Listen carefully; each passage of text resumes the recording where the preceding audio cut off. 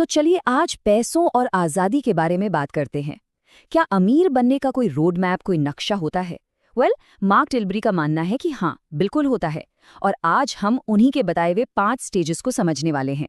ये एक ऐसा फ्रेमवर्क है जो खास तौर पर उन लोगों के लिए है जो सिर्फ गुजारा नहीं करना चाहते, बल्कि अपनी शर्तों पर जीना चाहते हैं।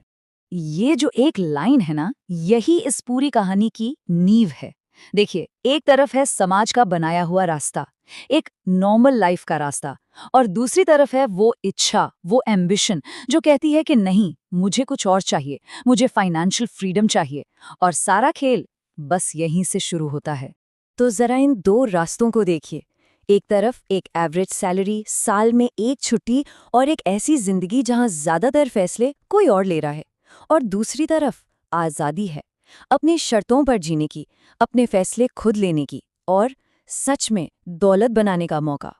चुनाव हाँ आसान नहीं है, पर दांव पर बहुत कुछ लगा है ना? तो ये रहा हमारा पूरा रोड मैप। हम इन 5 पड़ावों से गुजरने वाले हैं। सबसे पहले समझेंगे सिस्टम और एम्बिशन के टकराव को, फिर ड्रिफ्टिंग यानी बहाव वाले स्टेज से होते हुए जुनून और खोज के टर्निंग पॉइंट तक पहुंचेंगे। उसके बाद आएगा सबसे मुश्किल अकेला अध्याय, और फिर आखिर में मंजिल, स्वतंत्रता और धन। ठीक है, तो चलिए पहले हिस्से से शुरू करते हैं। ये सब एक चुनाव के बारे में है, उस स्क्रिप्ट को फाड़कर फेंकने के बारे में जो समाज ने हमारे लिए लिखी है, और अपनी कहानी खुद लिखने के बारे में। तो पहला स्टेज, ड्रिफ्टिंग, मतलब बहाव। ये वो जगह है जहां ज्यादातर लोग जाने अनजाने में फंसे रहते हैं। ये वो स्थिति है जब कोई अपनी जिंदगी को चला नहीं रहा होता, बल्कि जिंदगी उसे चला रही होती है। इसको ऐसे समझिए, जैसे कोई नदी में बिना पतवार की नाव में बैठा हो, बस लहरों के भरोसे कि शायद कोई अच्छी नौकरी मिल जाएगी या कोई साइड हसल अपने आप चल पड़ेगा और कहीं किनारे लगा देगा। यहाँ कोई प्लान नहीं है, बस उम्मीद है।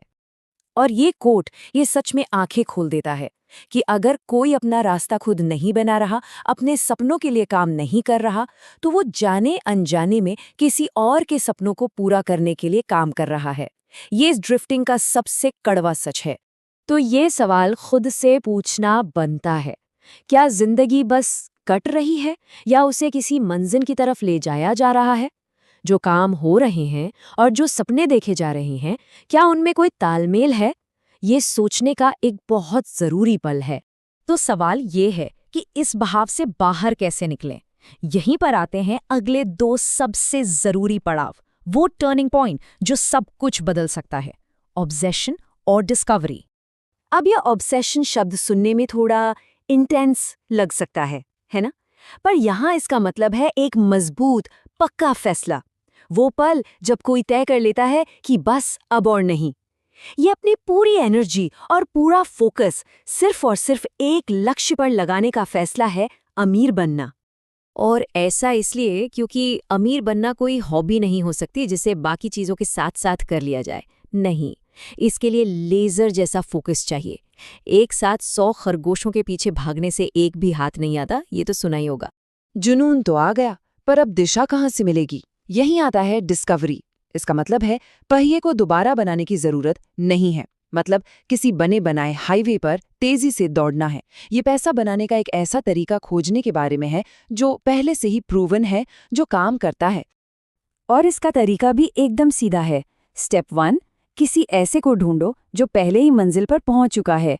स्टेप 2, देखो उन्होंने कौन सा रास्ता अपनाया था। और स्टेप 3, बस उसी रास्ते पर चल पड़ो। ये गलतियों से बचकर तेजी से आगे बढ़ने का सबसे स्मार्ट तरीका है ना? जैसे कि ये कुछ हाई इनकम स्किल्स। आज की डिजिटल दुनिया में सोचिए, वीडियो एडिटिंग या शॉर्ट फॉर्म कंटेंट क्रिएशन की कितनी डिमांड है। ये तो हम सब जानते हैं।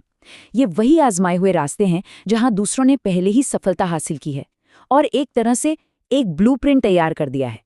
और अब आता है इस सफर का सबसे मुश्किल दौर, चौथा स्टेज, द लोनली चैप्टर। ये वो समय है जब असली मेहनत, असली हिम्मत की परीक्षा होती है। ये लाइन तो हर उस इंसान को याद रखनी चाहिए जो कुछ नया शुरू कर रहा है। देखिए, शुरू में कोई भी एक्सपर्ट नहीं होता। गड़बड़ियां होंगी, गलतियां भी होंगी, और ये बिल्कुल ठीक है। परफेक्शन का इंतजार करने से 1000 गुना बेहतर है कि शुरुआत करके प्रैक्टिस की जाए। ये एक अजीब सी बीच की जगह है। पुराने दोस्त शायद इस नई जिंदगी को, इस जुनून को समझ नहीं पाते, और जो नए रोल मॉडल्स हैं वो अभी बहुत दूर लगते हैं। ये अकेलापन सच में बहुत भारी पड़ सकता है, और सच कहूं तो ज्यादातर लोग यहीं पर हार मान लेते हैं।